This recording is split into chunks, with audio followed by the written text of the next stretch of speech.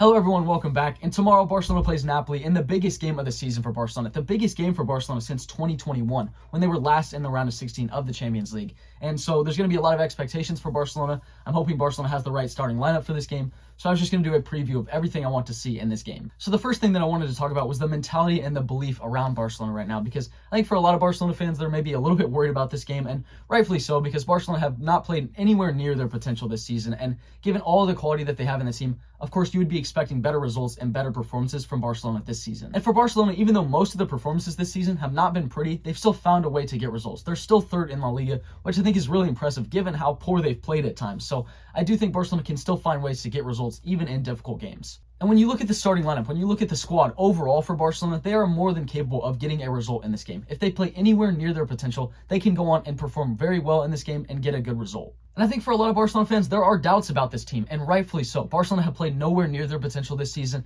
but think about all of the quality that they have in the team. Think about players like Lewandowski, Gundogan, that have been here before, that have won this competition, and I think that's going to provide a lot of experience for Barcelona in this game. But for Barcelona, it's now or never, because this is the biggest game of the season, and that's all they should be thinking about. They shouldn't be thinking about how they've performed for the rest of this season. They should only be thinking of the opportunity that they have right in front of them tomorrow. And Barcelona have had a lot of time to prepare for this game, and even though there's been a lot of stress at the job for Xavi, I'm going to put all of that behind me, and I'm going to go in there with a good setup and hope that Barcelona players can go out there and get a win. I'm not going to overthink anything. I'm just going to think all of the quality that's on the team, Barcelona players have it in them to go get a win in this game. And some Barcelona fans are thinking that we might lose this game, but you can't think like that. And I hope for the players, they don't think like that. And even though things haven't gone Barcelona's way, even though they haven't played towards their full potential, I still believe that Barcelona can get a win in this game. And the second thing I wanted to talk about was Napoli's current situation, because obviously last season, Napoli were the Serie A leaders. They won the Serie A title last year, but this season they're in 9th place. They just hired a new coach who has 48 hours to prepare for this Barcelona game. So they're not in the best situation right now. And it just seems like the overall energy around the club, it's not matching everything that they did last season. This is not a Napoli that's in good form right now. And so Barcelona, they should believe in themselves, and they should think that they can go get a win or at least get a result in this game. And when I say they just hired a new coach, they literally just hired a new coach yesterday. This new coach, Calzona, has 48 hours to prepare for this game against Barcelona. So tomorrow, Xavi has no excuse not to go out there and outcoach him, because not only does Xavi have a better squad, he's also had 2 years to come up with a good system and a good game plan for Barcelona going into tomorrow's game.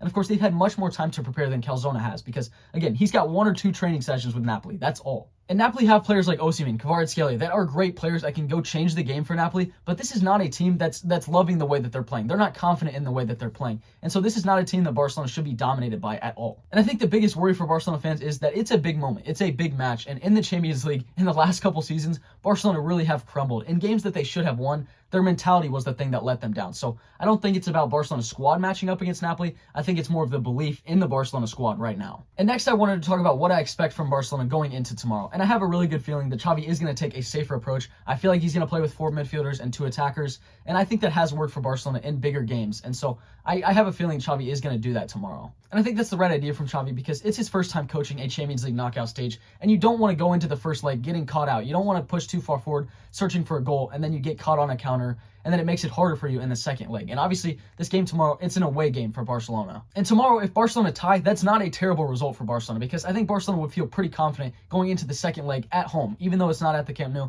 it would still be great to have your home fans there, because, of course, that is a boost to Barcelona's morale. And I do want Barcelona to play safe, but I want them to also play their game, because we saw in that second leg against Liverpool in 2019, where Barcelona tried to play too safe. They didn't attack at all, and it was mayhem for Barcelona, because it was so easy for the other team to go and score because they had no attacking threat in behind. And so I hope Barcelona doesn't have that happen tomorrow. And I got a comment about this in my last video. There were some reports that Xavi might get fired if he fails to win against Napoli, but I don't believe those reports. And I also don't think it's the right idea anyways, because even though it hasn't always been pretty for Xavi at Barcelona, I still think he's done a lot for the club as a coach.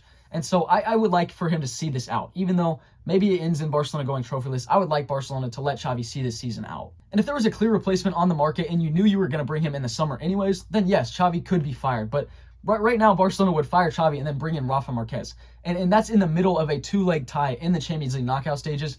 I just don't think that would be the right idea. I would rather Xavi coach the second leg anyways. But if Barcelona have identified their clear replacement for Xavi in the summer, and let's say it was Hansi Flick because he's a free agent and he wouldn't have to leave his club mid-season, then would it be the worst idea to bring him in and give him a couple months before the summer starts? Yeah, I don't think that would be the worst idea, but I think right now, if Barcelona fire Xavi, it would be Rafa Marquez that steps up, and I don't think that would be an improvement in the way that Barcelona are playing. And I just saw these comments from Ilkay Gundogan where he basically said that Xavi was one of the big reasons he joined Barcelona this summer. So I just think it would be really harsh to fire Xavi when he's already done a lot of work. Again, even though it hasn't been pretty, I just think it would be harsh to fire him, even if Barcelona don't get a win against Napoli. So now I wanted to talk about the starting lineup that I think we're going to see tomorrow, and I'm pretty confident in this. I don't think I'm going to miss a player when trying to guess the starting lineup, but we'll have to see. And like I said before, I have a pretty good feeling that Xavi is going to play with 4 midfielders, and I don't think he's going to start Vitor Roque in this game. I don't think Vitor Roque had a great performance against Celta Vigo, but I still think he can be a very good asset to have for Barcelona in this game. So I think in the 60th, 70th minute, depending on how the game's going, I think Vitor Roque can come off the bench.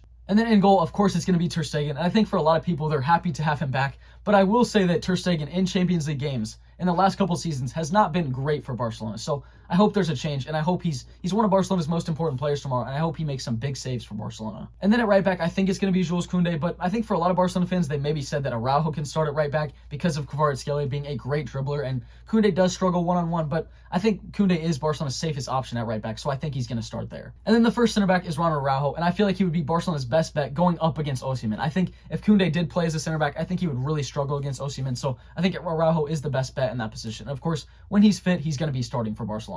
And then the next center back, I believe, will be Inigo Martinez, and some people have maybe said Cubarsí should be starting, and Cubarsí has started the last 5 games for Barcelona, and Inigo Martinez did just come back from injury, but I feel like in this game, you want a lot of experience, and you don't want to put so much pressure on a 17-year-old center back to start in this game. So I think it's going to be Inigo Martinez and Araujo in the middle. And then the left back will be Cancelo, and in the past couple weeks especially, he hasn't been the best defensively, but we didn't bring him in for that. We brought him in for what he does going forward, and I think his pros going forward definitely outweigh his cons defensively. He's definitely going to be starting tomorrow, and I hope he's a really important player for Barcelona. And especially with Barcelona probably not playing a left winger tomorrow, Cancelo is going to be really important for Barcelona going forward, so I hope he has a really good performance. And then the first midfielder will be Christensen, and even though he hasn't looked completely comfortable in that position, he doesn't show for the ball enough yet, I just think he's Barcelona's best bet as a defensive midfielder, so I have a really good feeling he's going to be starting tomorrow. And then the other midfielder is Frenkie de Jong, and I hope he has a really good performance tomorrow. I remember when Barcelona last played against Napoli, he scored an incredible goal for Barcelona. Would love to see him replicate that again, but overall, I just want him to have a good performance. And some of his performances in the last couple weeks, they've stalled a little bit. They just don't look like the true Frenkie de Jong that we know.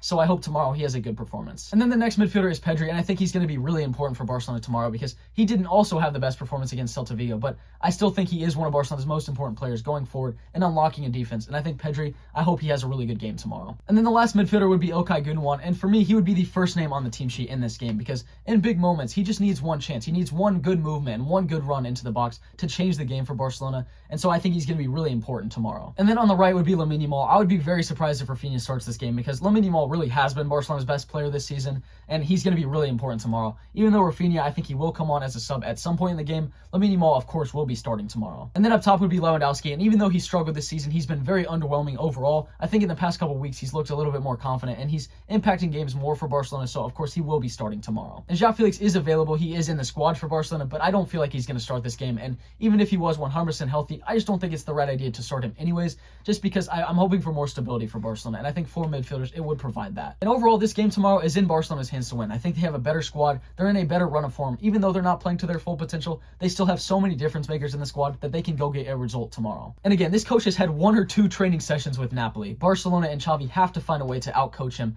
and to have a better system for Barcelona that complements all the players' strengths and gives them the best chance to go dominate that game tomorrow. And if I'm Barcelona, I am not playing for a draw because that never seems to work for Barcelona. You want to dominate a game. You want to make it difficult for the other team. So stay tight at the back. Don't make silly individual mistakes and let your difference makers work. Let Lamine Yamal make an impact on this game. Let Gundogan make an impact on this game. Let Lewandowski score. Just make it easy for your players by not giving away silly individual mistakes that lead to goals. And for Barcelona, it's their biggest game in the Champions League since PSG in 2021. So this is a really important test for Barcelona. And for players like Okay Gundogan, this is the reason they joined the club, to play in these types of games for Barcelona.